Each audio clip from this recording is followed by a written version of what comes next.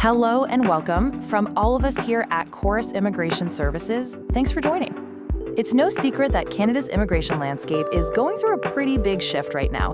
So today, we're going to break down the government's new immigration levels plan for 2026 to 2028 and really dig into what these changes mean for people like you. You know, our goal over the next few minutes is really simple. We want to cut through all the jargon and complexity and just give you a clear, straightforward look at this new plan. By the end of this, you'll have the key insights you need to feel confident and informed about your own journey. All right, so here's how we're going to tackle this. First, we'll look at the big picture strategy.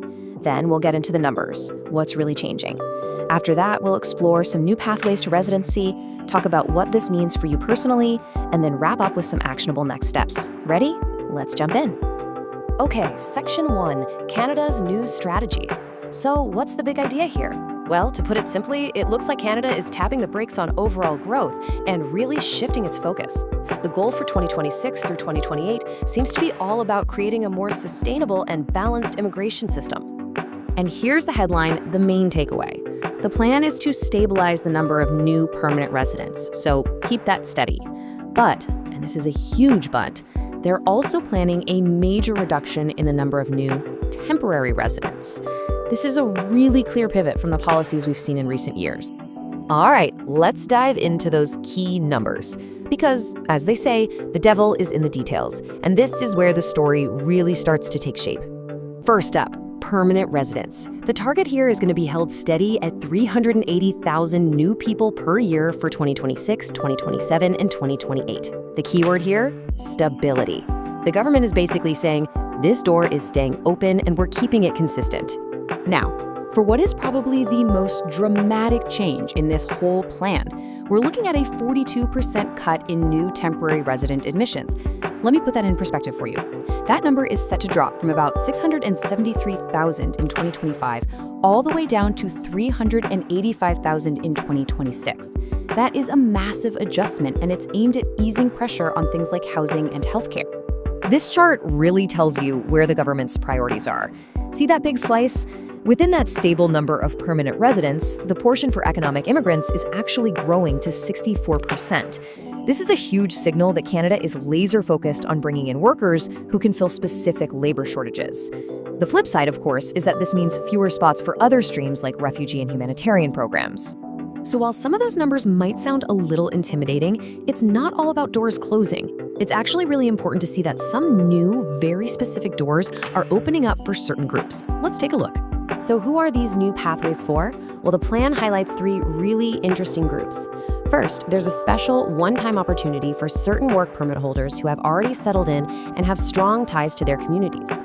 Second, there's an accelerated path for tech workers in the US who are on H-1B visas. And finally, a very targeted program to bring in over 1,000 top-tier international researchers. Okay, so we've looked at the strategy, we've crunched the numbers, we've seen the new pathways, but this is the part that really matters, right? What does all of this actually mean for you? Let's translate this high-level policy into a personal strategy. The new reality really depends on your goals. So on one hand, if you're looking for temporary status, that 42% cut means competition is going to get a lot tougher. The focus for you will have to be on finding a clear, solid path from being a temporary resident to becoming a permanent one. But on the other hand, if you're an economic applicant, this is actually pretty good news. With 64% of all PR spots reserved for this stream, there will be more opportunities, especially if you've got skills that are in high demand. And this really is the question you need to be asking yourself now. Where do you fit in this new plan? With a much narrower path for temporary residents, but a wider one for economic immigrants, the strategy you build for yourself is more critical than ever. It's all about figuring out which of these paths best aligns with your skills, your experience, and your long-term goals. This brings us to our final section, your next steps. Now that we understand how the landscape is changing, let's talk about what you can do to be proactive and build a successful immigration strategy moving forward. So, navigating all this can feel overwhelming, we get it. Canada's strategy is shifting from pure growth to a more stable, targeted approach. That path from temporary to permanent status is becoming more competitive, and that makes having the right plan more important than ever. This is where we can help you build that personalized strategy together. Look, at the end of the day, it's true that change creates challenges, but it absolutely creates new opportunities too. Our job is to help you find yours.